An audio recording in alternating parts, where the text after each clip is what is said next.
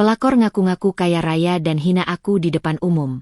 5 menit kemudian malah ia yang diamankan satpam karena ketahuan mencuri. Halo Bunda, semoga Bunda semuanya dalam keadaan sehat dan bahagia ya. Sebelum masuk ke ceritanya, jangan lupa nyalakan subtitle dan absen terlebih dahulu ya. Bunda-bunda semua dari daerah mana saja? Jangan lupa like, komen, dan subscribe channel ini ya. Selamat menonton. Hari itu, langit di sore hari terlihat begitu cerah, dengan semburat jingga yang perlahan memudar di antara gedung-gedung tinggi. Aku, Dinda, berdiri di depan butik favoritku di pusat perbelanjaan ternama, menikmati waktu sendirian setelah seharian berkutat dengan pekerjaan. Udara sejuk dari AC langsung menyambutku saat aku melangkah masuk ke dalam toko, diiringi oleh alunan musik instrumental yang lembut. Aroma parfum mewah dan kain-kain baru begitu terasa, membuatku langsung bersemangat untuk mencari sesuatu yang spesial. Aku memang sudah merencanakan untuk membeli baju baru untuk acara kantor Damar besok malam. Acara itu penting, sebuah peluncuran produk baru perusahaan tempat suamiku bekerja sebagai manajer. Sebagai istrinya, aku tentu ingin tampil sempurna, tidak hanya untuk mendukungnya, tetapi juga untuk membuktikan pada diri sendiri bahwa aku masih bisa percaya diri.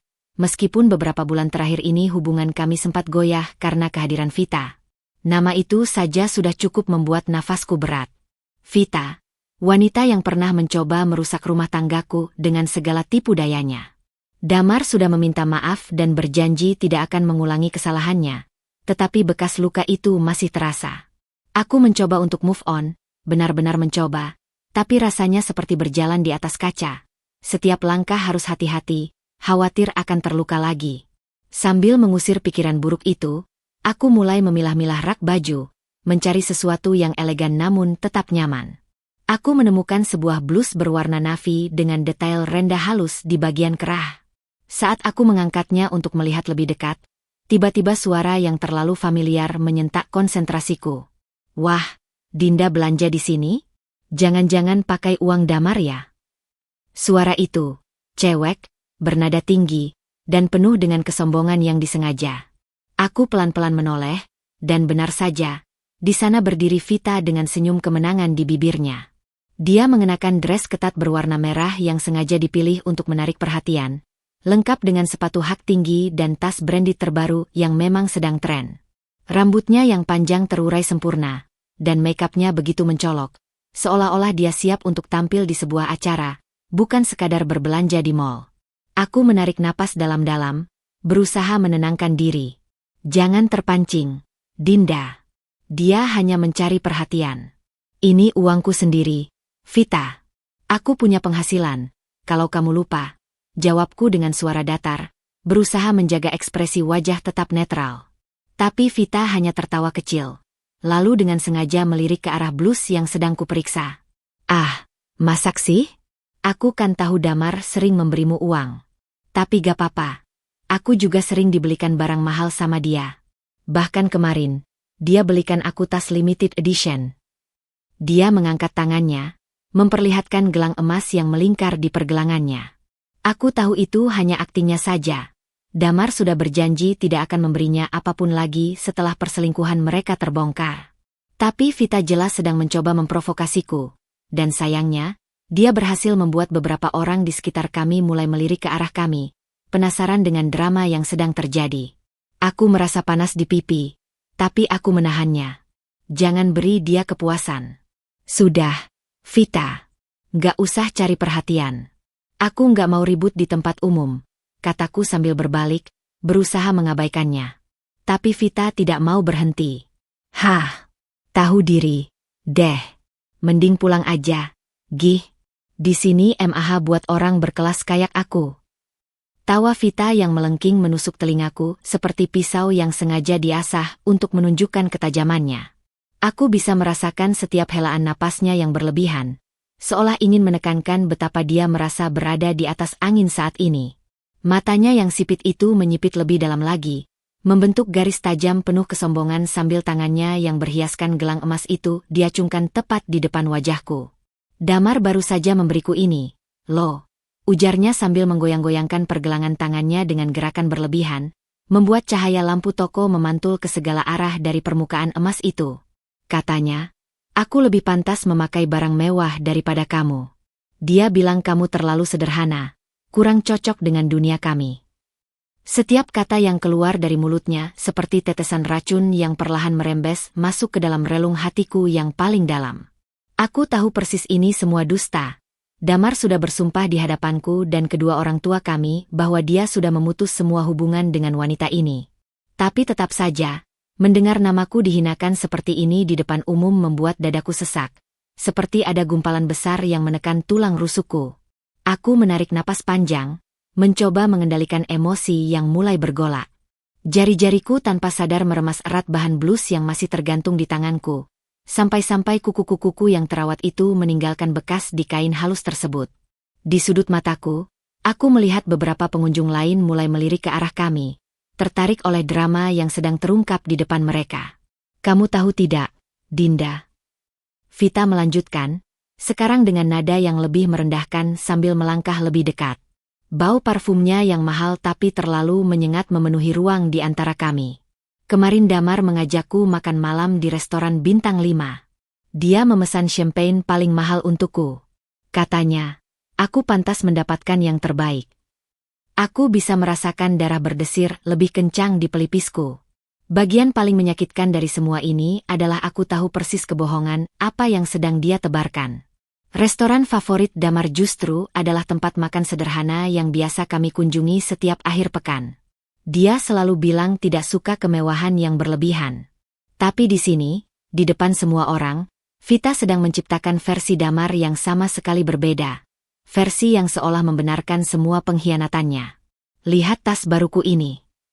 Vita sekarang memamerkan tas branded yang tergantung di bahunya. Limited edition. Loh. Damar bilang ini cocok sekali dengan kepribadianku yang elegan. Dia tersenyum sinis. Matanya menatapku penuh tantangan. Dia bahkan tidak pernah memberimu tas seperti ini, kan? Di dalam hati, aku tahu ini semua omong kosong. Tapi tetap saja, kata-katanya seperti pisau yang terus menikam. Aku bisa merasakan pandangan orang-orang di sekitar kami yang semakin penasaran, seolah sedang menonton pertandingan tinju di mana aku adalah petinju yang terus dipojokkan. Yang paling menyakitkan adalah bagaimana dia dengan leluasa menggunakan nama Damar seperti ini, seolah-olah dia masih memiliki tempat khusus dalam hidup suamiku. Padahal aku tahu, setelah skandal mereka terbongkar, Damar sudah berulang kali memohon maaf padaku dan berjanji untuk setia. Tapi di sini, di depan umum, Vita sedang menciptakan narasi yang sama sekali berbeda. Aku menggigit bibir bawahku sampai hampir berdarah, berusaha menahan semua kata-kata pedas yang ingin kulumurkan padanya. Tidak di sini. Tidak di depan semua orang ini. Aku tidak akan memberinya kepuasan melihatku marah. Tapi Tuhan, betapa sulitnya menahan diri saat setiap kata dari mulutnya seperti garam yang ditaburkan di luka yang belum sembuh. Udara di dalam butik tiba-tiba terasa begitu pengap, seolah semua oksigen telah disedot keluar, meninggalkan ruang yang penuh dengan ketegangan dan rasa tidak nyaman. Vita tidak berhenti di situ. Dia melangkah lebih dekat, sepatu hak tingginya berderak di lantai marmer dengan ritme yang sengaja diperlambat, seperti kucing yang sedang bermain-main dengan mangsanya sebelum menerkam. Matanya yang tajam itu tak pernah lepas dari wajahku, seolah menantang untuk melihat seberapa jauh aku bisa menahan diri sebelum akhirnya meledak. Lihatlah dirimu, Dinda, ujarnya, kali ini dengan suara yang lebih rendah, tapi justru lebih menusuk karena sengaja diucapkan dengan nada yang merendahkan. Tangannya yang panjang dan terawat dengan sempurna itu meraih blus yang masih kugenggam, memeriksanya dengan ekspresi jijik. Baju diskonan? Benar-benar tidak pantas untuk seorang istri eksekutif seperti kamu. Atau mungkin Damar memang sengaja tidak memberimu cukup uang karena sudah bosan melihatmu memakai baju-baju yang sama setiap hari. Tawa kecilnya, seperti bunyi bel yang dipaksakan, menggema di telingaku. Aku bisa merasakan panas yang menjalar dari leher hingga ke pipiku, tapi aku menahannya. Di sekelilingku, beberapa pelanggan lain mulai berhenti memilih baju, mata mereka beralih ke arah kami. Seorang wanita parubaya di sebelahku bahkan mengerutkan kening. Matanya berbinar-binar dengan minat yang tidak sehat terhadap drama yang sedang terjadi. Vita, tentu saja, menyadari bahwa dia menjadi pusat perhatian. Itu justru membuatnya semakin bersemangat. Dia mengangkat alisnya, lalu dengan gerakan yang terlalu dramatis, merogoh dompetnya dan mengeluarkan selembar kartu kredit hitam mengkilap. Ini, loh, Dinda. Kartu platinum Damar. Dia memberikannya padaku karena katanya aku lebih tahu cara menggunakannya daripada kamu. Sekarang, aku benar-benar tahu dia berbohong. Damar tidak pernah memiliki kartu kredit platinum. Dia lebih suka menggunakan uang tunai atau kartu debit biasa. Tapi Vita jelas sedang mencoba memprovokasiku. Dan yang lebih menyebalkan, dia melakukannya di depan orang banyak. Aku bisa melihat dari sudut mataku bagaimana beberapa orang mulai berbisik. Ada yang bahkan mengangguk-angguk seolah mempercayai omongannya. Kamu tahu tidak, Dinda, lanjut Vita, sekarang dengan nada yang hampir seperti sedang memberikan nasihat.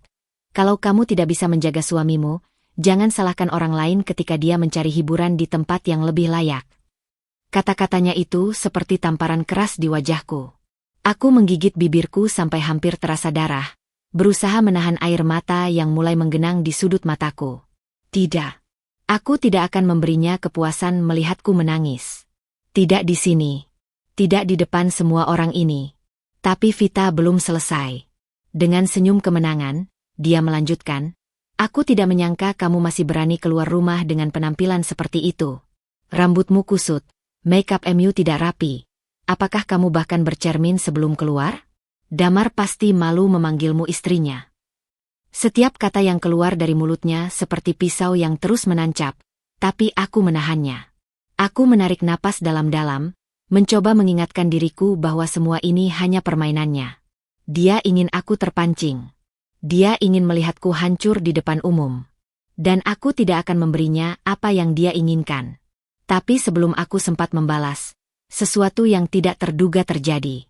Suara alarm anti pencuri yang memekakan telinga itu seperti sirene yang membelah udara, memutus tiba-tiba segala ketegangan yang menggantung antara aku dan Vita. Semua kepala di dalam butik langsung menoleh ke arah sumber suara, termasuk para staf yang sedang melayani pelanggan di ujung ruangan. Detak jantungku berdegup kencang, tapi bukan karena rasa takut, melainkan karena firasat aneh yang tiba-tiba menyergapku bahwa sesuatu yang besar akan terjadi. Vita membeku di tempatnya. Wajahnya yang tadi begitu percaya diri, dengan senyum sinis yang mengukir bibirnya, sekarang berubah menjadi pucat. Matanya yang tadi menatapku dengan penuh kemenangan sekarang melotot. Pupilnya membesar seperti seekor rusa yang tiba-tiba disorot lampu mobil di tengah kegelapan. Tangannya yang tadi dengan sombong memamerkan gelang emas palsunya itu sekarang gemetar. Jari-jarinya mencengkeram tas brandednya dengan kencang, seperti takut tas itu akan terlepas. Aku melihat ke arah pintu keluar. 2 orang satpam, satu pria berbadan tegap dengan kumis tebal dan seorang wanita dengan potongan rambut pendek yang rapi, berlari kecil menuju kami. Wajah mereka serius, tatapan mata mereka tajam, seolah sudah tahu persis apa yang terjadi sebelum sempat memeriksa. Mohon maaf, Nyonya, ujar satpam pria itu dengan suara yang tegas namun tetap sopan. Tangannya terulur, mengisyaratkan agar Vita berhenti. Bisakah kami memeriksa tas Anda sebentar? Vita terlihat seperti ingin berbicara, tapi mulutnya hanya terbuka tutup tanpa suara. Aku bisa melihat keringat dingin mulai membasahi pelipisnya, membuat riasan wajahnya yang sempurna mulai luntur. Beberapa detik yang lalu, dia adalah ratu yang menguasai situasi, tapi sekarang dia seperti tikus yang terjebak di sudut. Tidak, ini pasti salah paham. Akhirnya dia bisa berbicara, tapi suaranya tinggi dan tidak natural, seperti suara orang yang sedang panik. Tangannya menarik tasnya lebih dekat ke tubuhnya, seolah berusaha melindunginya. Aku tidak melakukan apa-apa. Satpam wanita itu mengangkat alisnya. Kami hanya ingin memastikan, Nyonya. Alarm berbunyi karena ada sensor yang belum dilepas dari barang di toko ini. Aku melihat ke sekeliling. Semua mata sekarang tertuju pada Vita. Beberapa pengunjung yang tadi terpesona oleh drama yang dia ciptakan sekarang mengernyitkan dahi. Ada yang bahkan mulai tersenyum sinis. Seorang wanita muda di dekatku berbisik pada temannya. Dia tadi terlihat begitu sombong, ya? Vita jelas mendengarnya. Pipinya yang tadi pucat sekarang memerah karena malu dan kemarahan. Ini tidak adil. Aku pelanggan setia di sini. Kalian tidak bisa memperlakukan aku seperti penjahat. Tapi satpam pria itu tidak bergeming. Kalau memang tidak ada masalah, tidak ada salahnya kami memeriksa, bukan?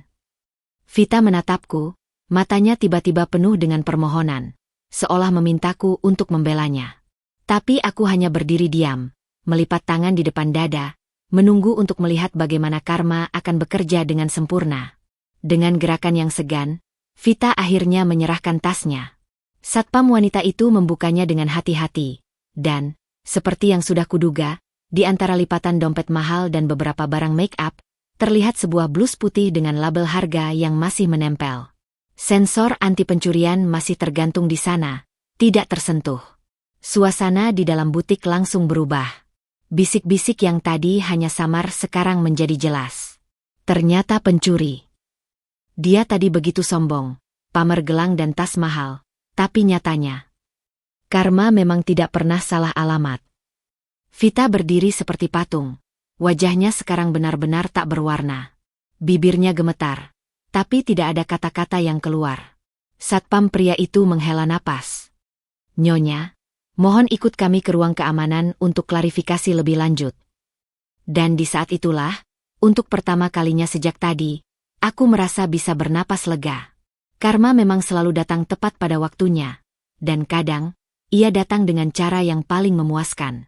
Vita terlihat seperti ingin mengatakan sesuatu, tapi mulutnya hanya terbuka sedikit sebelum akhirnya tertutup lagi. Tangannya yang tadi dengan lihai memainkan gelang emas palsunya sekarang menggenggam ujung jaketnya sendiri. Meremas-remas bahan itu seperti mencari pegangan terakhir sebelum terjun ke jurang. Aku berdiri beberapa langkah darinya, menyaksikan seluruh adegan ini dengan perasaan campur aduk. Ada kepuasan, tentu saja. Setelah semua penghinaan yang dia lontarkan, melihatnya terjebak dalam aibnya sendiri terasa seperti keadilan yang sempurna. Tapi ada juga sedikit rasa iba yang mengganggu, seperti debu halus yang menempel di sudut hati. Bagaimanapun, ini adalah kehancuran total di depan umum. Tidak mungkin. Vita akhirnya berhasil mengeluarkan suara, tapi itu hanya desahan lemah yang nyaris tak terdengar. Aku tidak bermaksud." Satpam pria itu menghela napas. "Nyonya, kami memiliki rekaman CCTV. Kalau Anda mengaku dengan baik-baik, mungkin ini bisa diselesaikan dengan lebih mudah." Dia tidak menjawab. Matanya yang tadi kosong tiba-tiba berbinar dengan kepanikan, melirik ke kanan dan kiri seperti hewan buruan yang mencari jalan melarikan diri. Tapi di sekelilingnya sudah terlalu banyak orang. Para pengunjung yang tadi menjadi saksi penghinaannya padaku sekarang berkerumun, sebagian dengan ekspresi ingin tahu, sebagian lagi dengan senyum kecut yang menunjukkan betapa mereka menikmati kejatuhannya. Seorang wanita parubaya dengan tas belanja penuh mendekat sedikit. Tadi dia begitu sombong memamerkan kekayaannya. Bisiknya cukup keras untuk didengar semua orang. Ternyata hanya pencuri kelas teri.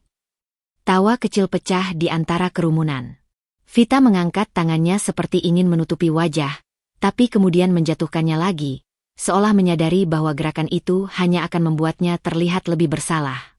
Aku melihat ke arah kasir. Beberapa staf toko sudah berbisik-bisik, salah seorangnya sedang berbicara di telepon, mungkin memanggil manajer atau bahkan polisi. Di luar, melalui jendela kaca besar, aku bisa melihat beberapa orang yang lewat mulai memperlambat langkah, tertarik oleh kerumunan yang terbentuk di dalam toko. "Tolong." Vita tiba-tiba berbicara lagi. Kali ini suaranya sedikit lebih keras, tapi pecah di tengah. "Aku bisa bayar barangnya sekarang. Aku punya uang." Satpam wanita itu menggeleng. "Maaf, Nyonya, tapi ini sudah melanggar prosedur toko kami. Anda harus ikut kami ke ruang keamanan terlebih dahulu." Dan di saat itulah, untuk pertama kalinya sejak alarm berbunyi, Vita menatapku langsung. Matanya yang tadi penuh kebencian dan kesombongan sekarang berlinang air mata. Air mata yang nyata, bukan air mata buaya seperti yang biasa dia gunakan untuk memanipulasi orang. Ada sesuatu dalam tatapannya yang membuat dadaku sesak. Sebuah pengakuan diam-diam bahwa dia sudah kalah, bahwa semua topengnya sudah terjatuh. Tapi aku hanya bisa berdiri diam. Tidak ada kemenangan yang terasa manis dalam hatiku, hanya sebuah kesadaran pahit bahwa semua ini, semua drama, semua kebohongan, pada akhirnya hanya akan meninggalkan bekas luka bagi semua yang terlibat. Satpam pria itu meletakkan tangan dengan lembut tapi tegas di lengan Vita. Mari, Nyonya. Dan dengan itu, Vita, wanita yang tadi dengan bangga memamerkan kekayaan palsunya dan menghinaku di depan semua orang, dibawa pergi dengan kepala tertunduk, meninggalkan bisikan-bisikan dan pandangan menghakimi yang akan mengikutinya jauh setelah hari ini berakhir. Suara langkah Vita yang tertatih mengikuti kedua satpam bergema di lantai marmer butik, seiring dengan desir tas mewahnya yang kini menjadi barang bukti. Aku berdiri diam, menyaksikan punggungnya yang perlahan menjauh. Postur tubuhnya yang tadi tegak dengan kesombongan sekarang melengkung seperti daun layu diterpa angin. Orang-orang yang tadi berkerumun perlahan membuka jalan, tapi pandangan mereka tetap menempel padanya, menusuk-nusuk dengan tatapan yang penuh penghakiman. Beberapa menggelengkan kepala, sebagian lainnya berbisik dengan tawa kecil yang tidak berusaha disembunyikan. Tahu dari tadi ada yang tidak beres dengan wanita itu, ujar seorang ibu dengan suara cukup keras sambil memegang erat tas belanjaannya, seolah khawatir Vita akan mengambilnya juga. Pamer tas branded tapi ternyata pencuri, sahut wanita lain sambil menyeringai, matanya mengikuti setiap langkah Vita yang semakin menjauh. Udara di dalam butik terasa berubah. Jika tadi dipenuhi ketegangan antara aku dan Vita, sekarang berganti menjadi semacam kepuasan kolektif, seperti penonton yang baru saja menyaksikan antagonis dalam drama mendapatkan hukuman yang setimpal. Aku menarik napas dalam-dalam, merasakan detak jantungku yang perlahan mulai tenang. Tapi di balik perasaan lega itu, ada sesuatu yang mengganjal. Sebuah pertanyaan tentang bagaimana semua ini bisa terjadi, bagaimana seseorang bisa terjatuh begitu dalam hanya demi mempertahankan topeng kepalsuannya. Dari kejauhan, aku melihat Vita menoleh sebentar. Matanya yang berkaca-kaca bertemu dengan pandanganku. Ada begitu banyak emosi dalam sekilas tatapan itu. Rasa malu yang dalam, kemarahan yang tertahan, dan mungkin, hanya mungkin, secercah penyesalan. Tapi sebelum aku bisa memprosesnya lebih jauh, satpam sudah membimbingnya berbelok ke arah koridor menuju ruang keamanan, dan tubuhnya menghilang dari pandangan. Beberapa staf toko mulai membubarkan kerumunan dengan senyum permintaan maaf. Mohon kembali berbelanja dengan nyaman, ibu-ibu, ujar salah satu sales dengan suara ramah, meski matanya masih penuh keheranan atas kejadian yang baru saja terjadi. Aku memandang blus yang masih tergantung di tanganku, blus yang tadi menjadi awal dari semua ini. Tiba-tiba, aku tidak lagi yakin ingin membelinya. Suasana di sekitarku terasa begitu berbeda sekarang, seolah butik mewah ini telah kehilangan kilaunya hanya dalam hitungan menit. Nyonya Dinda. Aku menoleh dan melihat salah satu sales wanita yang sering melayaniku berdiri di sampingku dengan wajah penuh empati. Mau saya bungkuskan blusnya untuk Nyonya? Atau Nyonya ingin melihat model lain? Aku menggeleng pelan. Tidak, terima kasih. Saya pikir saya akan pergi dulu hari ini. Sales itu mengangguk pengertian.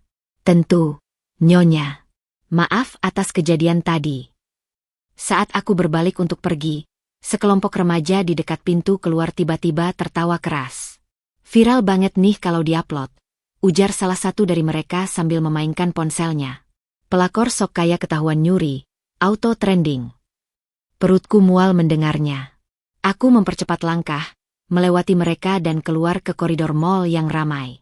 Di luar, kehidupan berjalan seperti biasa. Orang-orang berlalu lalang dengan tas belanjaan mereka.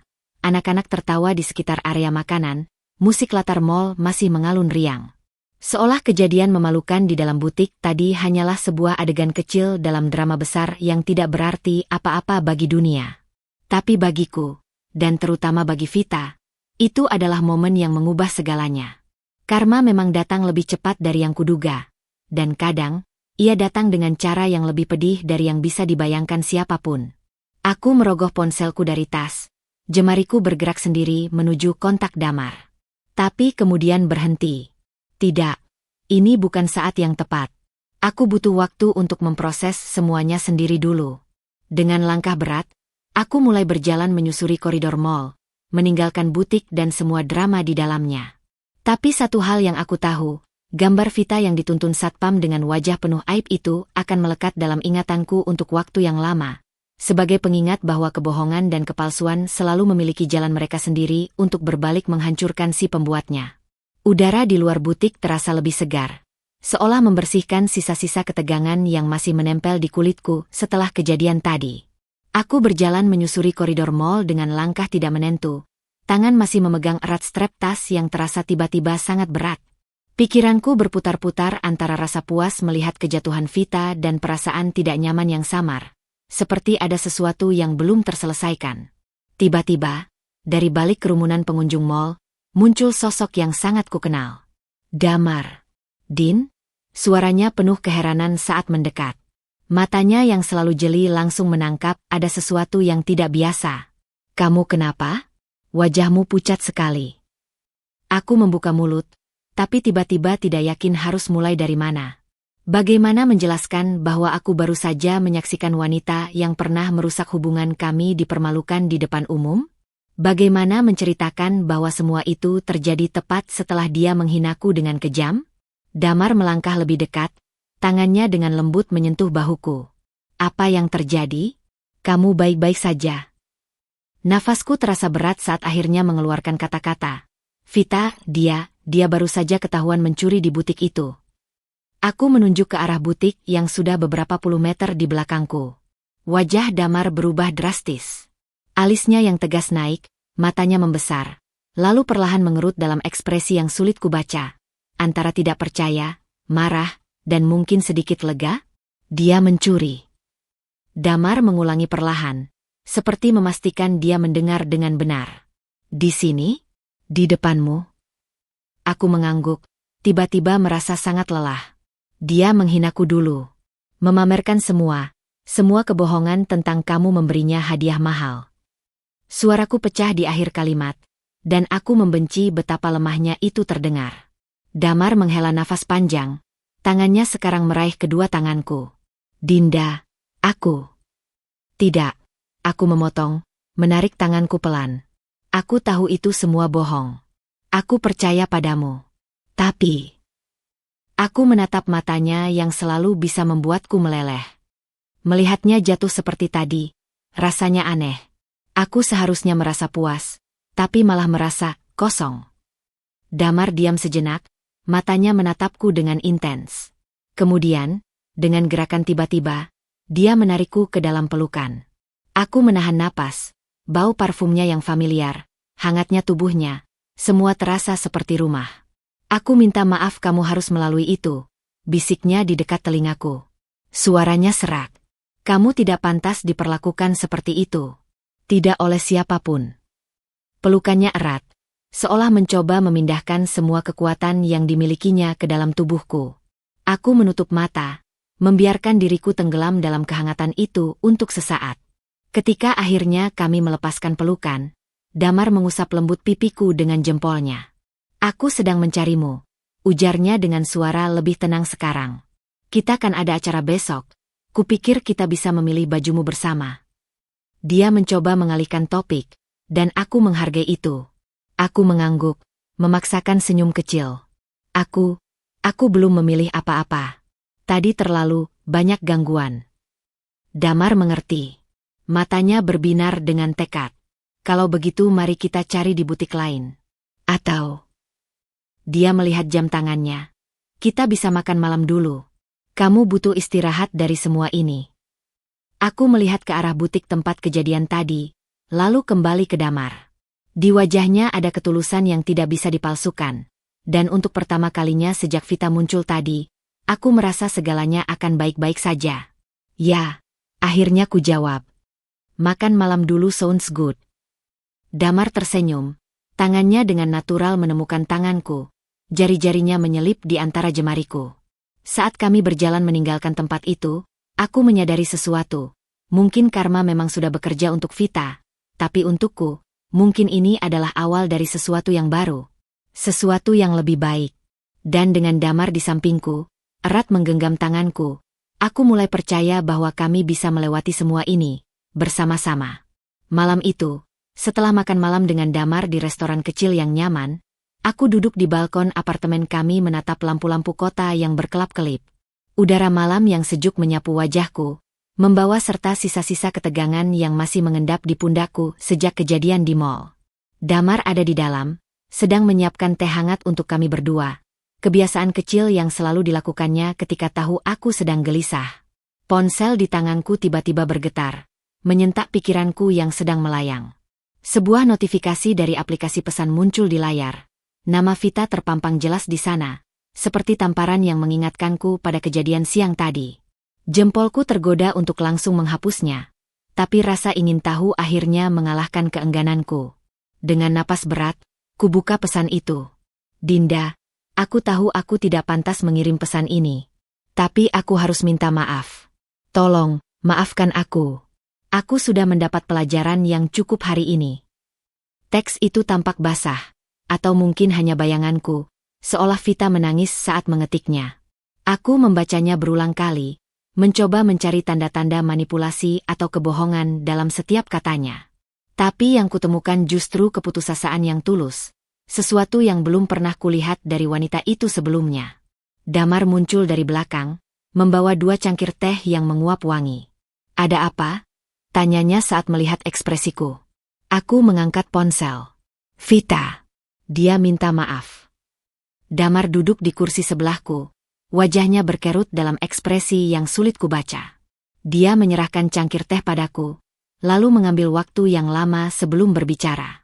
Apa yang ingin kamu lakukan? Itulah yang kusuka dari Damar. Dia selalu memberiku ruang untuk memutuskan, tidak pernah memaksakan keinginannya.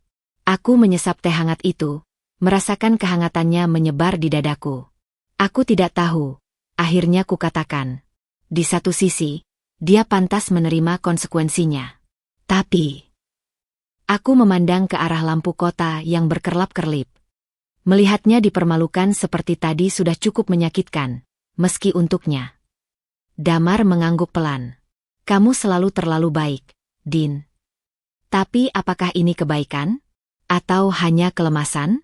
Pikiranku berputar-putar. Vita telah menyakiti kami dengan sengaja, merusak hubungan kami dengan kebohongannya. Tapi wajahnya yang pucat pasi saat ditangkap satpam tadi, gambaran itu tidak bisa kuhapus dari ingatanku. Ponselku bergetar lagi. Pesan baru dari Vita. Aku tahu permintaan maafku tidak berarti apa-apa setelah semua yang kulakukan. Tapi hari ini, melihat dirimu diam saja sementara aku dipermalukan, itu menyadarkanku. Aku hanya ingin kamu tahu itu. Air mataku tiba-tiba terasa panas. Aku menatap pesan itu lama sekali, mencoba memahami emosi apa yang seharusnya kurasakan. Marah? Puas? Kasihan? Apapun yang kamu putuskan, Damar berbicara pelan, memecah kesunyian, aku akan mendukungmu. Tapi ingat, kamu tidak berhutang apapun padanya. Aku menghela napas panjang, jemariku menari di atas layar ponsel. Akankah membalasnya membuatku menjadi orang yang lebih baik? Atau justru lebih lemah? Tapi mungkin, hanya mungkin, ini bukan tentang menjadi kuat atau lemah. Mungkin ini tentang memilih untuk tidak membiarkan kebencian menguasai hidupku. Dengan tekad yang baru, jempolku mulai mengetik balasan. Ini bukan pengampunan. Hanya pengakuan bahwa aku memilih untuk tidak membiarkan Vita dan semua rasa sakit yang dibawanya terus menghantuiku. Ketika akhirnya kukirim pesan itu, rasanya seperti beban besar terangkat dari pundakku. Damar memeluk bahuku, dan kami duduk dalam keheningan yang nyaman, menatap kota yang terus hidup di bawah kami, tak peduli dengan drama kecil dalam hidup kami. Mungkin inilah kedamaian sejati yang selama ini kucari, kemampuan untuk melepaskan, bukan karena kelemahan, tapi karena kekuatan untuk memilih kebahagiaanku sendiri. Keesokan paginya, sinar matahari menyelinap melalui celah tirai kamar tidur kami, membangunkan aku dari tidur yang tidak nyenyak. Mimpi-mimpi buruk tentang kejadian di mall semalam masih bergelayut di pikiranku, membuat kepala terasa berat ketika kubuka mata perlahan. Di sebelahku, Damar masih terlelap dengan nafas teratur. Wajahnya yang biasanya tegang saat terjaga sekarang terlihat begitu tenang. Aku meraih ponsel di meja samping tempat tidur, dan begitu menyalakan layar, deretan notifikasi dari berbagai aplikasi media sosial langsung memenuhi bagian atas layar. Biasanya, aku tidak terlalu memperhatikan hal semacam ini, tapi satu nama yang terus muncul berulang-ulang membuat jantungku berdegup kencang. Vita. Dengan jari yang tiba-tiba gemetar, kubuka salah satu platform media sosial. Tanpa perlu mencarinya, video yang sedang viral sudah muncul di lini masa. Thumbnailnya jelas memperlihatkan wajah Vita yang panik saat satpam memeriksa tasnya. Judulnya beragam, tapi semuanya bernada sensasional. Sok kaya tapi ketahuan nyuri, aib pelakor di mal mewah. Karma instan, wanita sombong dihukum di tempat. Video viral pencuri cantik yang memalukan. Aku menekan play pada salah satunya tanpa benar-benar berniat menonton. Rekaman yang agak goyah itu jelas diambil diam-diam oleh salah seorang saksi di butik kemarin. Kualitas gambarnya cukup baik untuk mengenali wajah Vita yang pucat pasi. Matanya yang melotak penuh ketakutan saat satpam mengeluarkan baju curian dari tasnya. Suara orang-orang yang mengolok-olok terdengar jelas di latar belakang. Dan yang paling menyakitkan, terdengar suaraku sendiri yang berkata, "Sudah, Vita. Nggak usah cari perhatian." Tepat sebelum alarm berbunyi. Video itu sudah ditonton lebih dari 500.000 kali. Ribuan komentar berjejal di bawahnya. Ada yang menertawakan, ada yang menghakimi, bahkan ada yang dengan detail menjelaskan latar belakang Vita berdasarkan info yang sepertinya mereka dapat dari orang dalam. Beberapa akun mengaku mengenalnya sebagai mantan teman kerja, menyebarkan cerita-cerita buruk tentang kebiasaannya yang suka memanfaatkan orang. Perutku mual. Aku tahu Vita pantas mendapat konsekuensi atas perbuatannya, tapi melihat kejatuhannya disiarkan ke seluruh dunia seperti ini, dijadikan tontonan publik, dihakimi oleh orang-orang yang bahkan tidak mengenalnya, terasa tidak benar. "Din, kamu baik-baik saja?" Suara Damar yang serak membuatku menoleh. Dia sudah bangun dan sekarang duduk di tempat tidur. Matanya berkerut melihat ekspresiku. Aku mengulurkan ponsel padanya tanpa sepatah kata pun. Damar menyipitkan matanya saat melihat layar, lalu menghela napas panjang saat menyadari apa yang terjadi. "Ini sudah menyebar kemana-mana," bisikku, suaraku parau. Damar mengangguk pelan. Wajahnya berkerut dalam ekspresi yang sulit kubaca. Dia menggeser-geser layar, membaca beberapa komentar, lalu akhirnya mematikan layar dan meletakkan ponsel di sampingnya. "Kamu tidak bertanggung jawab atas ini, Din," katanya tegas, tapi tidak keras. Tangannya yang hangat menggenggam bahuku. Dia yang membuat pilihan-pilihannya sendiri. Aku mengangguk, tapi tetap saja ada rasa bersalah yang menggerogoti. Tapi, ini terlalu berlebihan. Lihat komentar-komentar ini. "Tidak." Damar memotong dengan lembut. "Kamu tidak bisa mengendalikan reaksi orang lain. Yang bisa kamu kendalikan adalah bagaimana kamu merespons semua ini." Dia benar, tentu saja. Tapi tetap saja, gambaran Vita yang dipermalukan di depan ribuan, bahkan mungkin jutaan, orang asing tidak bisa kusirkan dari pikiranku. Dalam video itu, dia terlihat begitu kecil, begitu manusiawi. Sangat berbeda dengan sosok sombong yang menghinaku kemarin. Aku menarik napas dalam-dalam, mencoba mengumpulkan pikiran. Aku harus mematikan ponselku dulu. Butuh waktu untuk memproses semua ini. Damar mengangguk pengertian, lalu menarikku ke dalam pelukan. Di kehangatannya, aku mencoba menemukan ketenangan, tapi satu pertanyaan terus mengusikku. Apakah karma seharusnya terasa seperti ini? Seperti pertunjukan publik yang kejam di mana semua orang berhak melemparkan batu? Dan yang paling menggangguku, jika posisiku terbalik, akankah orang-orang juga tertawa melihat kejatuhanku? Pertanyaan-pertanyaan itu menggantung berat di udara, tidak terjawab, sementara di luar jendela, dunia terus berputar dengan tidak peduli. Dan video itu terus menyebar dari satu ponsel ke ponsel lainnya, dari satu tawa ke tawa lainnya. Hari-hari berikutnya terasa seperti berjalan dalam gerak lambat. Meskipun aku berusaha menjauh dari hiruk-pikuk media sosial, kabar tentang kejadian di mal itu terus menerobos masuk ke dalam hidupku seperti asap yang menyusup dari celah pintu. Teman-teman mengirimiku link-link berita, keluarga besar menanyakan kebenaran cerita. Bahkan rekan kerjaku yang biasanya profesional pun tidak bisa menyembunyikan rasa ingin tahunya. Pada hari ketiga setelah video itu viral, sebuah pesan dari nomor tak dikenal masuk ke ponselku. Awalnya aku mengira itu lagi-lagi Vita yang mencoba menghubungiku, tapi ternyata pesan itu dari salah seorang karyawan di perusahaan tempat Vita bekerja. Sebut saja namanya Sari. "Bu Dinda, maaf mengganggu. Saya cuma ingin memberitahu bahwa tadi pagi ada rapat darurat di kantor, dan manajemen memutuskan untuk memutus kontrak kerja Mbak Vita dengan segera. Alasannya melanggar klausul moralitas dalam perjanjian kerja. Saya tahu ini bukan urusan ibu, tapi saya pikir ibu perlu tahu." Aku duduk terpaku membaca pesan itu berulang kali. Sebagian diriku merasa ini adalah keadilan. Vita memang pantas menerima konsekuensi atas perbuatannya. Tapi ada bagian lain yang merasa tidak nyaman. Seakan-akan aku secara tidak langsung menjadi bagian dari kehancuran hidup seseorang. Damar, yang memperhatikan ekspresiku, mengambil ponsel dari tanganku dan membaca pesan itu. Wajahnya tetap netral saat menyerahkan kembali ponsel padaku. Perusahaan punya hak untuk melindungi reputasi mereka, ujarnya dengan suara datar. Aku menghela napas. Tapi, ini berarti dia kehilangan segalanya sekaligus. Reputasinya, pekerjaannya. Dan itu bukan salahmu, Din, Damar menegaskan, tangannya yang hangat menutupi tanganku yang dingin.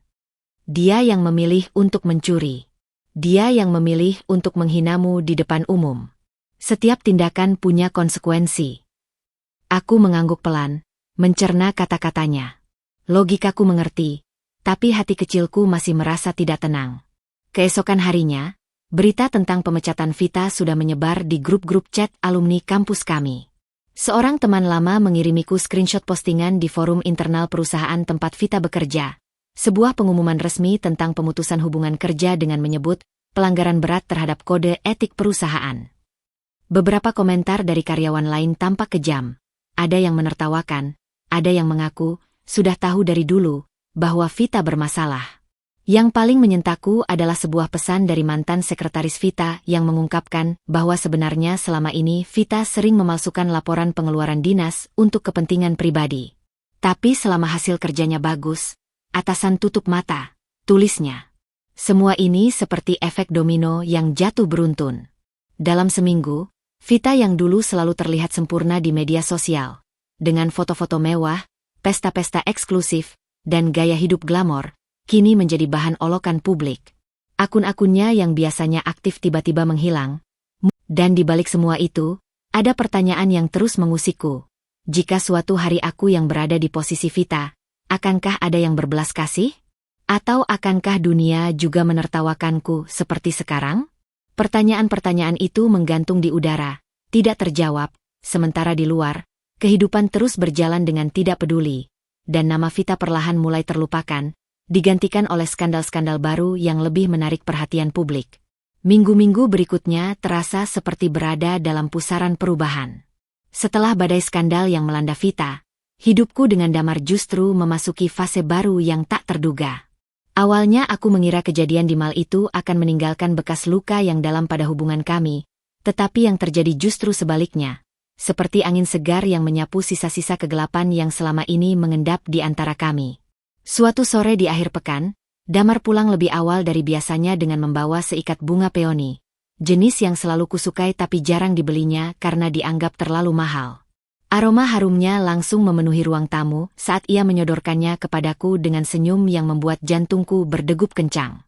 Untukmu, ujarnya singkat, tapi matanya mengatakan lebih banyak dari sekadar kata-kata.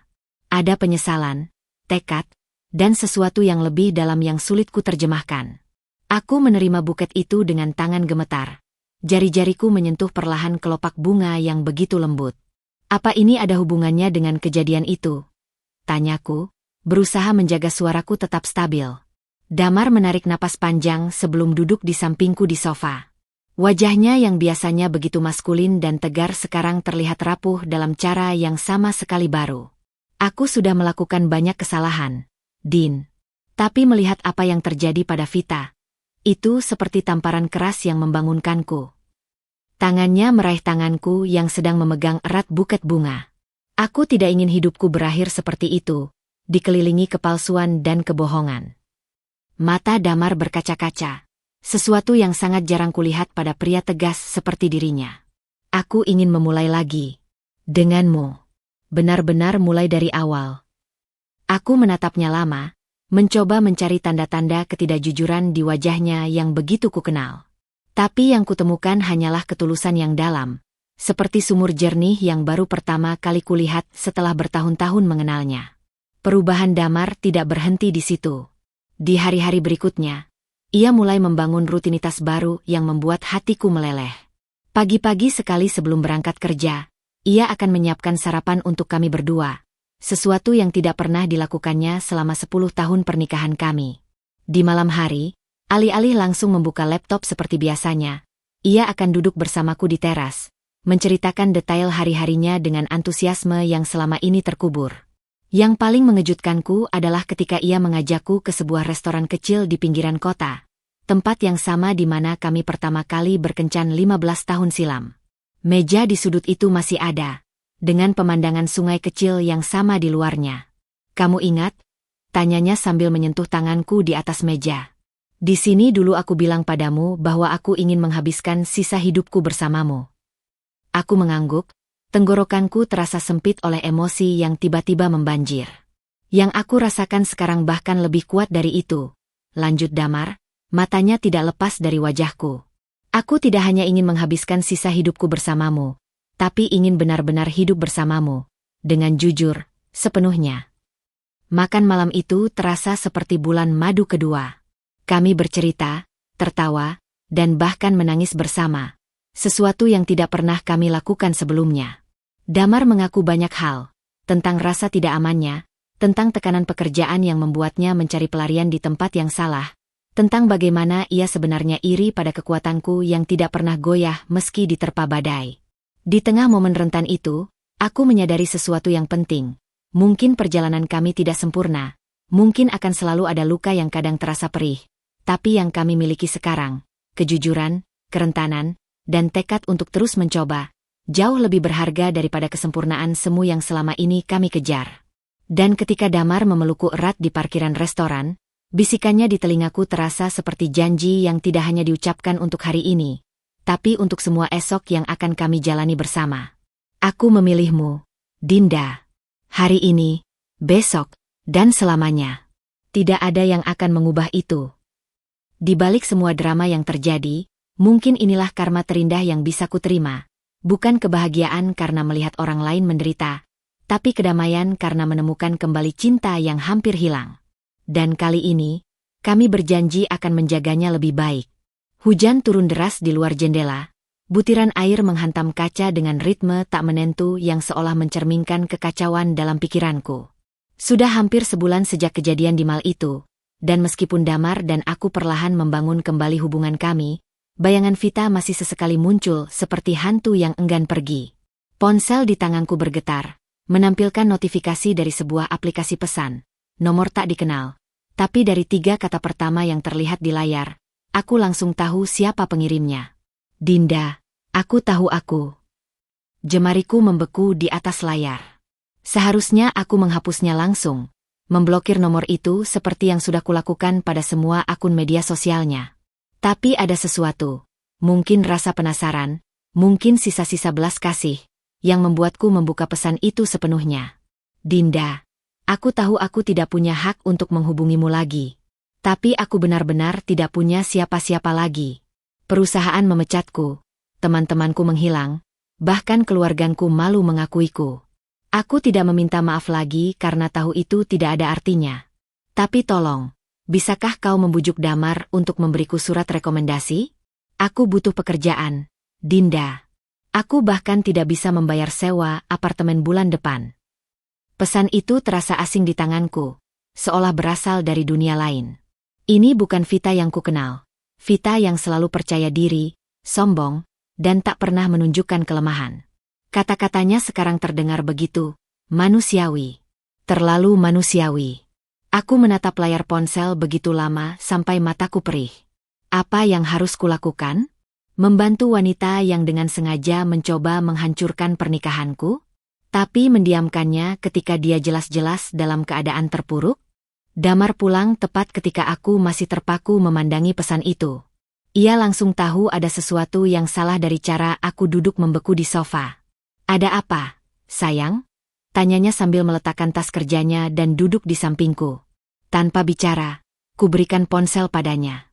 Aku memperhatikan raut wajah Damar berubah dari penuh perhatian menjadi keras, lalu akhirnya kosong saat ia selesai membaca. Ia menghela napas panjang, menatap keluar jendela tempat hujan masih mengguyur deras.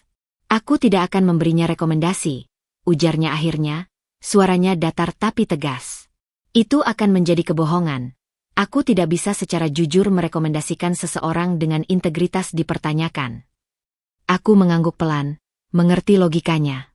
Tapi bagian lain dari diriku, bagian yang masih ingat bagaimana rasanya dihancurkan oleh omongan orang, tidak bisa berhenti memikirkan betapa putus asanya Vita harusnya sampai mengirim pesan itu padaku.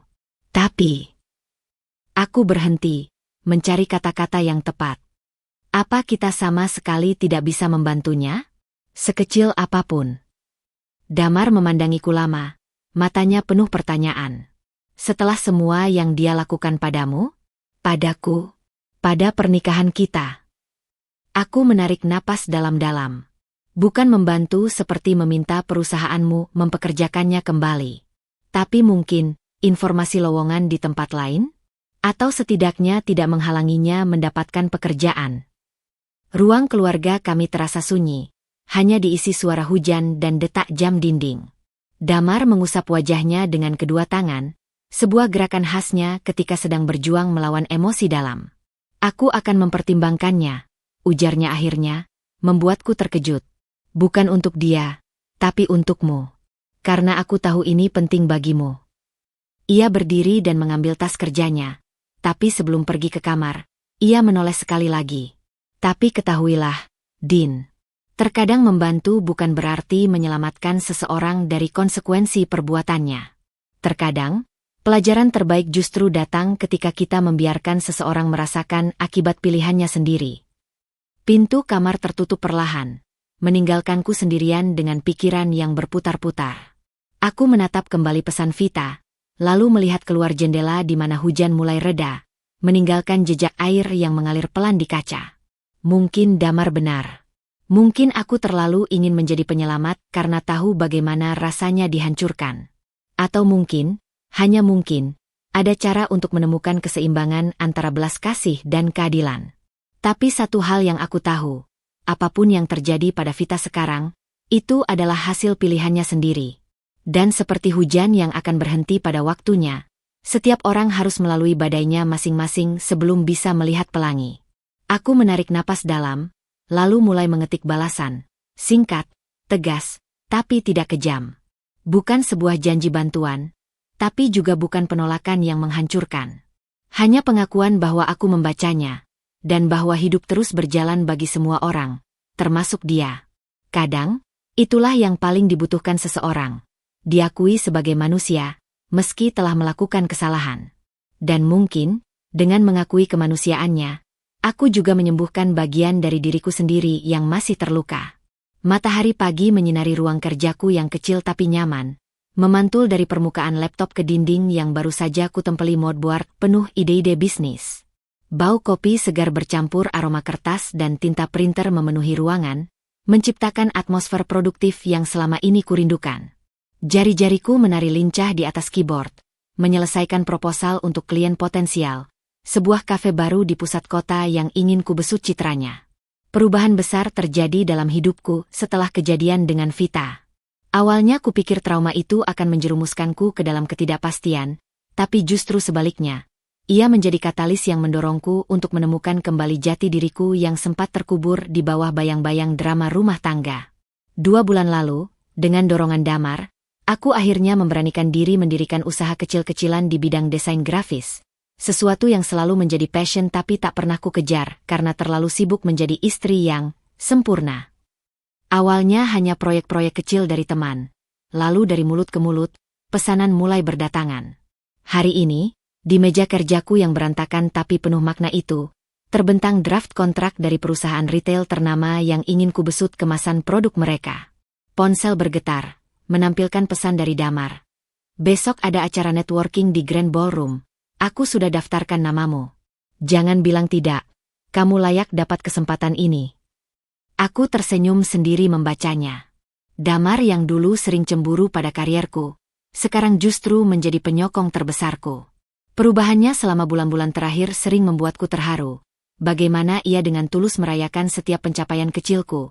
Bagaimana matanya berbinar bangga saat memperkenalkanku sebagai istri sekaligus desainer berbakat kepada koleganya. Tapi yang paling membanggakan bukan sekadar pengakuan dari orang lain, melainkan bagaimana aku mulai bisa melihat nilai diriku sendiri. Setiap desain yang selesai, setiap klien yang puas, setiap info C yang berhasil kutagih, Semuanya membangun kepercayaan diri yang selama ini terkikis oleh pertanyaan-pertanyaan seperti, apakah aku cukup baik? Atau, apakah aku pantas dicintai? Di sudut ruangan, terpajang sertifikat pelatihan premium branding yang baru saja ku selesaikan minggu lalu. Kursus itu adalah hadiah dari Damar untuk ulang tahunku yang ke-35, dengan catatan kecil, untuk wanita paling berbakat yang pernah aku kenal. Aku memandangi sertifikat itu sambil menyesap kopi yang mulai dingin. Pikiranku melayang ke Vita, dimanapun dia sekarang. Anehnya, rasa sakit itu sudah tidak lagi menggerogoti.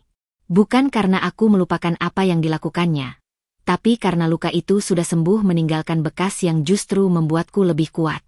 Mungkin itulah pelajaran terbesar dari semua ini, bahwa terkadang kita perlu diingatkan betapa kuatnya diri kita sebenarnya.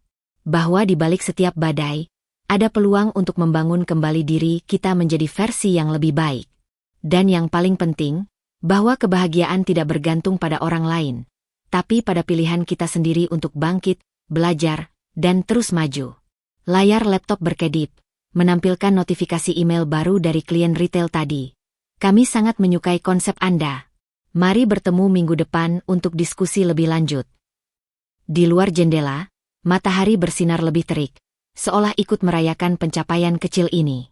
Aku menarik napas dalam-dalam, merasakan kepuasan yang dalam dan berbeda. Bukan kebahagiaan sementara karena pengakuan orang lain, tapi kepuasan sejati karena tahu aku sedang berada di jalan yang tepat. Jalan menuju versi terbaik dari diriku sendiri. Kabarnya sampai kepadaku melalui rantai gosip yang panjang. Seorang teman lama dari masa kuliah yang kebetulan bertemu dengan mantan rekan kerja Vita di sebuah kafe. Awalnya aku berusaha menghindari gosip seputar Vita, merasa bahwa hidupku sudah cukup damai tanpa perlu menyibukkan diri dengan kejatuhannya. Tapi ketika cerita itu disampaikan padaku dengan nada setengah iba, setengah takjub, aku tidak bisa menahan diri untuk tidak mendengarkan. Vita, wanita yang dulu selalu tampil sempurna dengan pakaian bermerek dan senyum penuh kemenangan, sekarang tinggal di sebuah kamar kos kecil di pinggiran kota. Tidak lagi bekerja di perusahaan bergengsi, tidak lagi menghadiri pesta-pesta mewah. Kabarnya, dia sekarang bekerja sebagai kasir di sebuah minimarket 24 jam. Pekerjaan yang jelas jauh dari gelar sarjana bisnisnya yang dulu selalu dibanggakan. Katanya dia pindah 3 kali dalam sebulan. Bisik temanku, matanya berbinar-binar dengan dramatisasi cerita. Dari apartemen mewah ke studio apartemen, lalu ke rumah susun, dan sekarang tinggal di kamar kos yang bahkan tidak punya AC. Aku menghela napas, mencoba menepis bayangan Vita yang dulu dengan Vita yang sekarang. Tapi yang muncul justru gambaran lebih jelas. Seorang wanita dengan mata panda karena kurang tidur, seragam minimarket yang tidak pas di badan, mungkin sedang menghitung uang receh di kasir sementara bekas teman-temannya yang dulu sekarang sibuk memposting foto liburan mereka di media sosial. Damar, yang kebetulan lewat saat percakapan ini, hanya menggeleng pelan. Dia membuat pilihannya sendiri. Din, ujarnya nanti malam saat kami berbaring di tempat tidur. Kamu tidak perlu merasa bersalah. Tapi yang menggangguku bukan rasa bersalah, melainkan sebuah kesadaran pilu tentang betapa cepatnya roda kehidupan berputar. Vita yang dulu dengan mudah meremehkanku karena penampilanku yang sederhana, karena pilihan karirku yang dianggapnya tidak cukup bergengsi, sekarang justru berada di posisi yang jauh lebih rendah dari yang pernah kualami. Beberapa hari kemudian, ketika aku sedang meeting dengan klien di sebuah kafe tengah kota, aku melihatnya. Vita. Dia duduk sendirian di sudut, mengenakan kemeja lusuh dan celana jeans yang sudah pudar. Di depannya ada laptop tua dan segelas air putih. Aku hampir tidak mengenalinya. Rambutnya yang dulu selalu ditata sempurna sekarang diikat sembarangan. Wajahnya yang biasanya penuh makeup sekarang terlihat pucat dan lelah. Tapi yang paling menyentak adalah matanya. Tidak lagi bersinar dengan kesombongan, tapi kosong. Seperti seseorang yang sudah menyerah pada hidup. Aku memutuskan tidak menyapanya. Bukan karena kebencian, tapi karena tahu bahwa pertemuan itu hanya akan membuatnya malu. Tapi ketika aku berbalik untuk pergi setelah meeting, mataku sempat bertemu dengan pandangannya yang tiba-tiba menyadari kehadiranku. Ekspresinya, ekspresinya, akan terus menghantuiku selama berhari-hari. Ada rasa malu yang dalam, rasa sakit, dan sesuatu yang lebih buruk, penyesalan. Di mobil, dalam perjalanan pulang, ponselku bergetar. Sebuah pesan dari nomor tak dikenal. Tapi aku tahu persis siapa pengirimnya. Aku melihatmu tadi. Kamu terlihat sangat bahagia. Aku benar-benar minta maaf untuk segalanya. Aku menatap pesan itu lama sekali, lalu memilih untuk tidak membalas. Bukan karena dendam, tapi karena aku sadar bahwa kata-kataku, apapun itu, tidak akan bisa menyembuhkan lukanya. Malam itu, saat aku berdiri di balkon menatap lampu-lampu kota, aku merenungkan betapa ironisnya hidup. Vita yang dulu menganggapku tidak layak untuk damar, sekarang mungkin sedang merindukan sepersekian dari kebahagiaan yang kumiliki. Dan aku hanya bisa berharap suatu hari nanti dia akan menemukan jalannya sendiri, seperti yang akhirnya berhasil kulakukan. Karena pada akhirnya, hidup bukanlah tentang siapa yang menang atau kalah, tapi tentang siapa yang bisa bangkit dari kejatuhannya dan tetap mempertahankan kemanusiaannya. Sama seperti aku memilih untuk tidak membalas pesannya, aku juga memilih untuk tidak menyimpan dendam. Bukan untuknya, tapi untuk diriku sendiri. Karena kebahagiaan yang sejati tidak bisa tumbuh di tanah yang dipenuhi akar-akar kepahitan. Dan dengan keputusan itu, aku merasa lebih ringan, seolah satu beban lagi telah kulepaskan dari pundakku. Bukan sebagai kemenangan atas Vita, tapi sebagai hadiah untuk diriku sendiri yang telah melalui segalanya dan tetap bertahan. Minggu-minggu berikutnya terasa seperti mimpi yang indah, jenis mimpi yang membuatmu tersenyum saat terbangun, menyadari bahwa kenyataan justru lebih baik dari yang dibayangkan.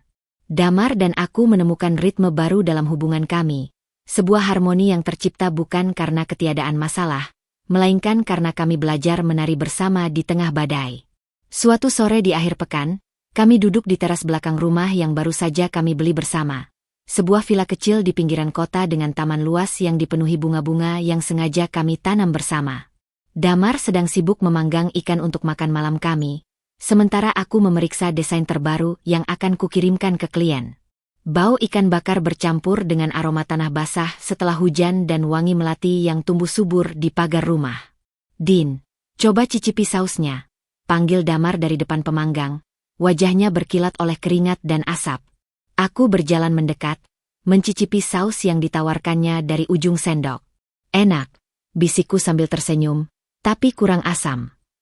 Dia segera menambahkan perasan jeruk nipis, lalu memberi aku cicip lagi, sebuah ritual kecil yang menjadi kebiasaan kami belakangan ini. Ritual-ritual kecil seperti inilah yang sekarang kuhargai lebih dari apapun. Cara Damar selalu menyisakan kopi paginya untuk kucium karena tahu aku suka aromanya tapi tidak minum kopi.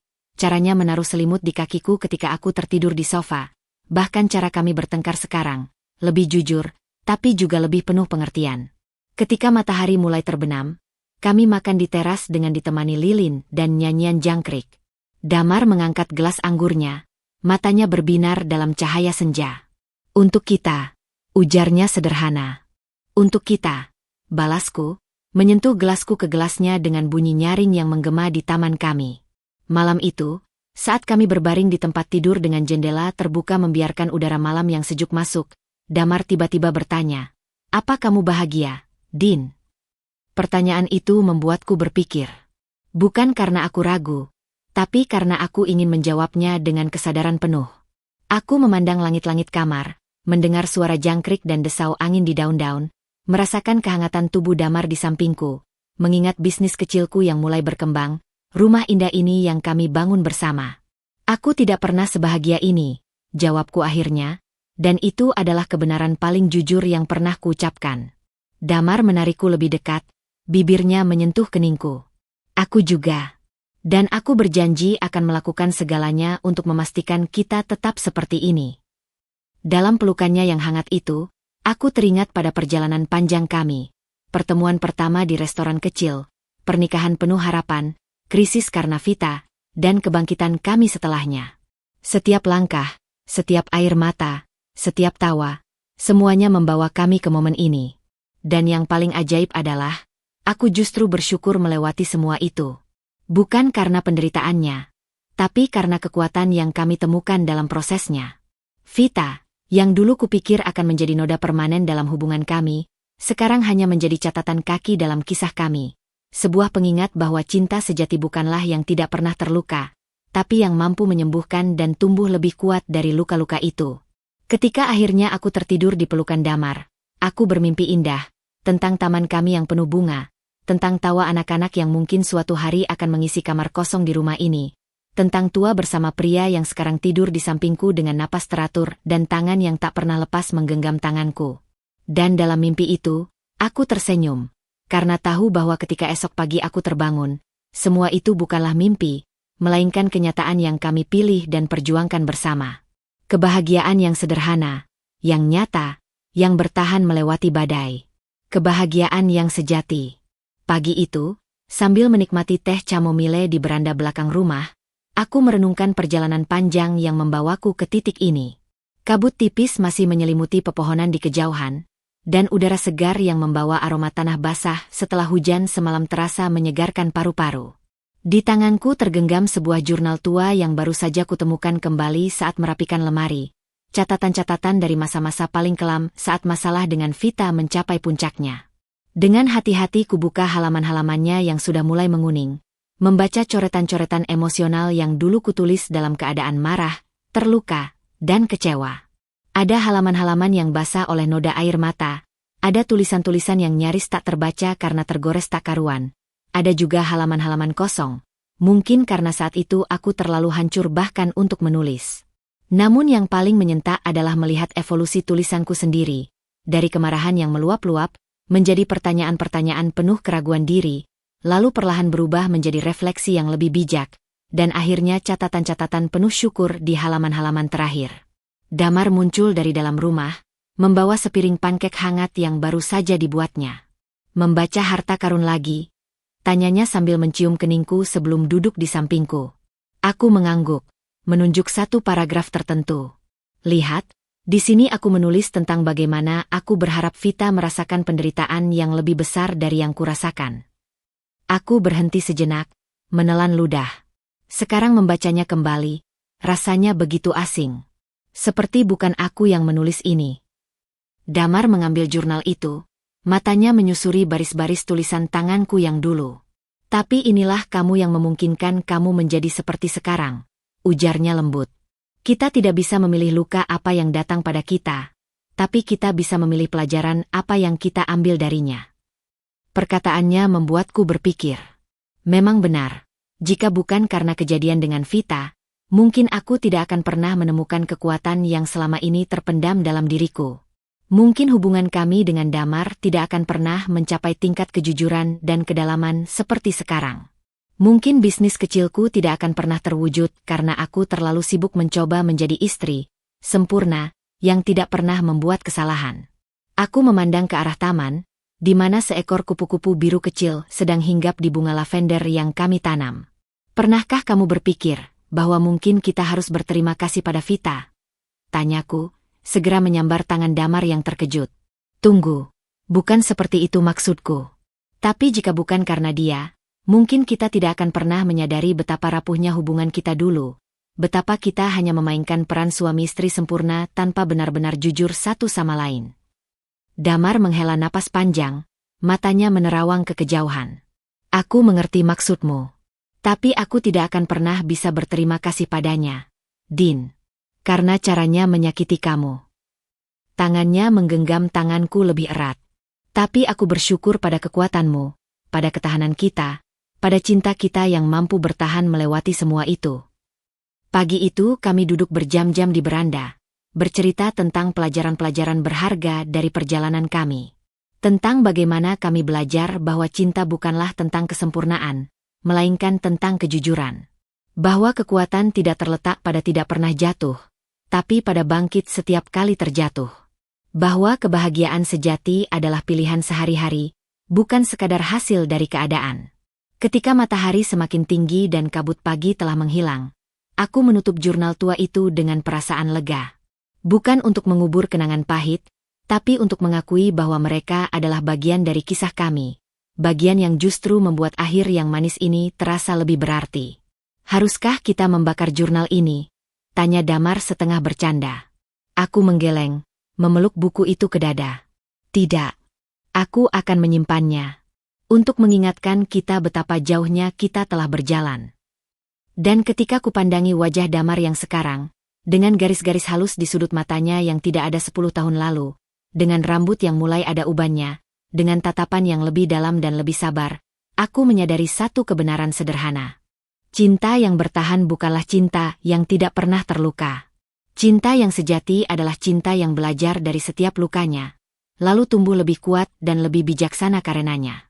Dan pelajaran itu, pelajaran tentang ketahanan, tentang pengampunan, tentang cinta yang memilih untuk bangkit, adalah harta terbesar yang kubawa dari seluruh perjalanan ini. Harta yang tidak akan pernah bisa diambil oleh siapapun, termasuk Vita. Harta yang akan kubawa sepanjang hidupku. Hujan rintik-rintik membasahi jalanan kota ketika aku secara tak sengaja bertemu dengan Vita di sebuah toko buku kecil di pusat kota. Sudah hampir setahun sejak kejadian di mal itu, dan wajahnya yang sekarang jauh lebih kurus dengan rambut dipotong sebahu terlihat asing sekaligus familiar. Dia sedang asyik membolak-balik buku self-improvement di bagian psikologi. Jari-jarinya yang tidak lagi bercat kuku dengan cincin-cincin mahal itu menyentuh sampul buku dengan penuh penghormatan. Aku hampir berbalik pergi, tidak ingin mengganggu atau membuatnya tidak nyaman. Tapi entah mengapa, kakiku membawaku mendekat, seolah dipanggil oleh energi perubahan yang terpancar dari sosoknya. Vita, sapaku pelan, cukup keras untuk didengarnya tapi tidak sampai menarik perhatian orang lain di toko. Dia menoleh dengan kaget, matanya membesar seperti melihat hantu. Untuk sesaat, kami hanya saling memandang dalam diam. Dua wanita yang pernah saling melukai, sekarang berdiri terpisah hanya oleh rak buku kecil. Dinda, akhirnya dia berucap, suaranya lebih rendah dan lebih lembut dari yang kuingat.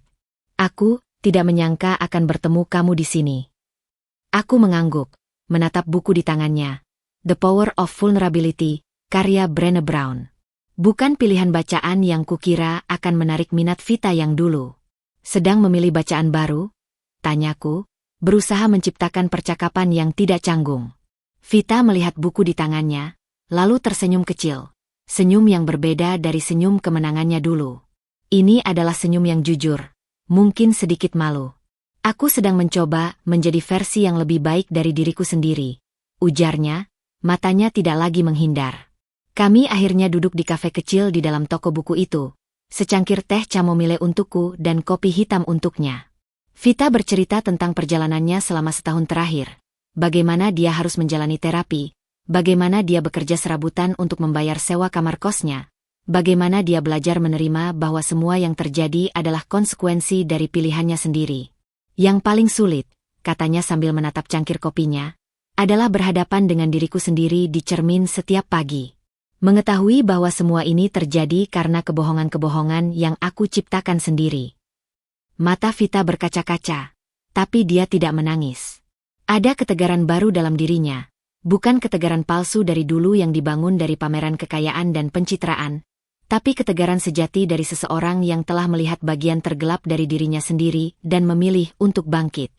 Aku mendengarkan tanpa menyela, tanpa menghakimi. Karena dalam banyak hal, aku mengerti perasaannya. Bukankah aku juga harus berhadapan dengan versi terburuk dari diriku sendiri selama krisis itu? Dan Damar? Tanyanya tiba-tiba. Suaranya bergetar sedikit. Dia, baik-baik saja. Dia baik, jawabku singkat. Lalu setelah berpikir sejenak, ku teruskan, kami sekarang lebih baik dari sebelumnya. Vita mengangguk, wajahnya menunjukkan kedamaian yang tulus. Aku benar-benar senang mendengarnya. Kalian berdua, kalian pantas mendapatkan kebahagiaan itu. Percakapan kami berlanjut dengan lebih ringan. Tentang buku-buku yang kami baca, tentang perubahan kota, tentang rencana-rencana ke depan. Vita bercerita tentang keinginannya untuk menjadi konselor bagi orang-orang dengan masalah kecanduan. Sesuatu yang berasal dari pengalaman pribadinya dengan kecanduan akan pengakuan dan pencitraan. Ketika kami akhirnya berpisah di depan toko buku, hujan sudah berhenti, meninggalkan udara yang segar. Vita tiba-tiba memelukku. Pelukan itu singkat, tapi cukup untuk merasakan getaran emosi dari tubuhnya yang lebih kurus itu. Terima kasih, Dinda, bisiknya. Terima kasih sudah memberiku kesempatan untuk mengatakan semua ini. Aku menepuk punggungnya pelan sebelum kami berpisah. Semoga berhasil dengan perjalananmu, Vita.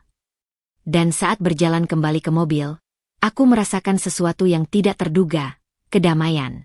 Bukan karena melihat Vita menderita, bukan karena merasa menang, tapi karena menyaksikan bahwa manusia memang memiliki kapasitas untuk berubah, untuk belajar, untuk tumbuh.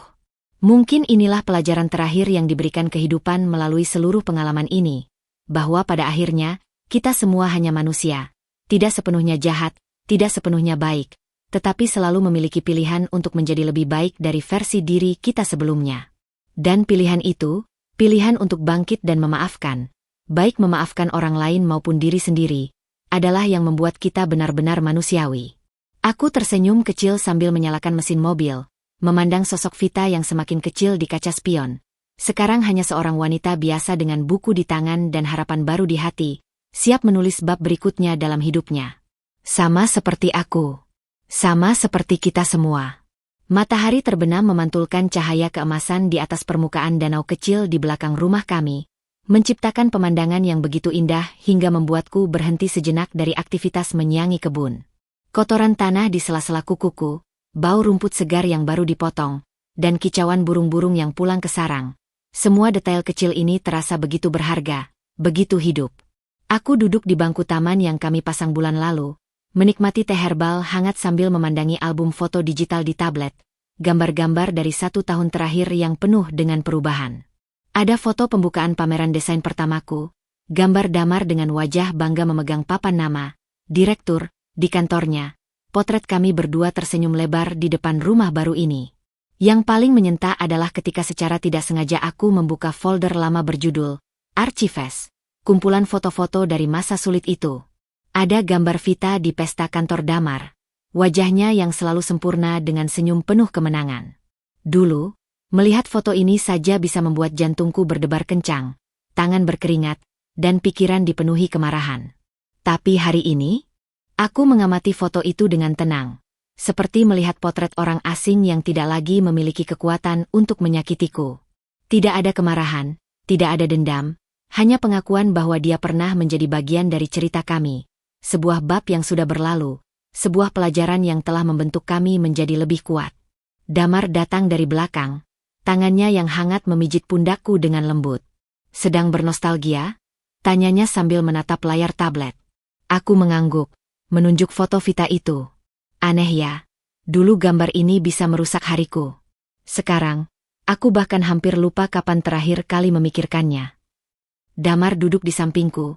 Matanya yang bijak menatapku penuh pengertian. Itu artinya kamu sudah benar-benar move on, Din. Bukan melupakan, tapi memberi tempat yang tepat pada kenangan itu. Angin sore berhembus pelan, membawa aroma bunga melati yang kami tanam di sudut taman. Aku memandangi wajah Damar, garis-garis halus di sudut matanya yang semakin jelas, uban pertama di pelipisnya, kedalaman tatapannya yang sekarang selalu jujur. Kamu tahu apa yang paling aku syukuri dari semua ini? Tanyaku sambil menutup album foto itu. Damar menggeleng. Tangannya sekarang menggenggam tanganku yang berdebu. Aku bersyukur kita tidak menjadi pasangan yang sempurna. Jawabku sendiri. Karena justru dari ketidaksempurnaan itulah kita belajar saling memahami. Dari kejatuhan, kita belajar bangkit bersama. Malam itu, saat kami duduk di teras menatap bintang-bintang yang mulai bermunculan, aku menyadari sesuatu yang penting. Move on bukanlah tentang melupakan atau pura-pura tidak peduli. Move on yang sejati adalah ketika kita bisa melihat masa lalu dengan mata yang lebih bijak, mengakui rasa sakitnya tapi juga menghargai pelajarannya, mengingat luka-lukanya tapi tidak lagi membiarkannya menentukan masa depan kita. Dan yang terpenting, move on adalah ketika kita bisa berterima kasih pada diri sendiri, karena telah bertahan, karena telah belajar, karena telah memilih untuk terus maju meski hati pernah tercabik-cabik. Ketika aku memejamkan mata malam itu, ditemani oleh suara napas teratur Damar di sampingku, tidak ada lagi mimpi buruk tentang masa lalu. Yang ada hanya harapan untuk esok hari, hari baru yang akan kami jalani dengan segala ketidaksempurnaan, tapi juga dengan cinta yang telah teruji dan semakin kuat. Dan dalam keheningan malam itu, dengan damai aku menyadari, aku sudah benar-benar move on. Bukan dengan kemenangan atas Vita, tapi dengan kemenangan atas diriku sendiri. Atas versi diriku yang dulu rapuh, yang penuh keraguan, yang hampir menyerah. Kini, aku adalah Dinda yang lebih kuat. Dan itu lebih dari cukup. Musim semi tahun berikutnya menemukan kami berdiri di tengah kebun belakang rumah yang sedang bermekaran, dikelilingi oleh orang-orang tercinta dalam perayaan ulang tahun pernikahan kami yang ke-10. Bunga-bunga peoni yang dulu hanya ada dalam buket permintaan maaf Damar, sekarang tumbuh subur dalam berbagai warna di sepanjang pagar, seakan ikut merayakan perjalanan kami. Aroma sate ayam yang dibakar Damar sendiri bercampur dengan wangi melati dan kue ulang tahun yang dibuat khusus oleh ibuku. Sebuah perpaduan sempurna yang mencerminkan kehidupan kami sekarang. Sederhana, hangat, dan penuh makna. Dari kejauhan, aku melihat Damar sedang asyik bercerita pada teman-teman lamanya. Wajahnya yang semakin berkarakter itu seringkali disinari tawa lepas. Tangannya sesekali menunjuk ke arahku dengan bangga ketika menceritakan kesuksesan bisnis desainku yang terus berkembang. Tidak ada lagi topeng kesempurnaan, tidak ada lagi drama yang disembunyikan. Hanya dua orang yang nyaman dengan diri mereka sendiri dan pilihan hidup mereka. Mama datang mendekat, tangannya yang sudah mulai keriput memegang pundakku erat. Kalian berdua tumbuh semakin baik bersama, bisiknya, matanya berkaca-kaca. Papa dan aku selalu percaya kalian bisa melewati semua ujian itu. Aku memeluknya erat, menahan air mata bahagia. Ya, kami memang telah melewati banyak ujian. Dan yang terberat justru membawa kami pada kebahagiaan terbesar. Ketika malam tiba dan tamu-tamu mulai berpamitan, Damar dan aku duduk di ayunan taman yang kami pasang bulan lalu, menikmati keheningan yang nyaman setelah sehari penuh keceriaan. Bintang-bintang di atas kami tampak lebih terang dari biasanya, seolah ikut bersinar untuk merayakan hari spesial ini. 10 tahun, gumam Damar, tangannya erat menggenggam tanganku. Tidak terasa, ya? Aku memandang cincin kawin di jari manisku, cincin yang sama yang dulu hampir aku lepas di masa-masa tergelam kami. Sekarang ia terasa lebih berarti dari sebelumnya, bukan sebagai simbol kesempurnaan, tapi sebagai bukti ketahanan kami. Yang paling aku syukuri, ujarku sambil menatap mata Damar yang penuh kasih, bukan bahwa kita tidak pernah jatuh, tapi bahwa kita selalu memilih untuk bangkit bersama. Damar mengangguk, matanya juga berkaca-kaca. Dan kita akan terus begitu, Din. Untuk 10 tahun berikutnya, dan semua tahun setelahnya. Di kejauhan, suara jangkrik mulai terdengar, mengiringi desau angin yang membelai daun-daun di sekitar kami. Aroma tanah basah setelah siraman sore hari bercampur dengan sisa-sisa wangi kue ulang tahun dan bunga-bunga di kebun.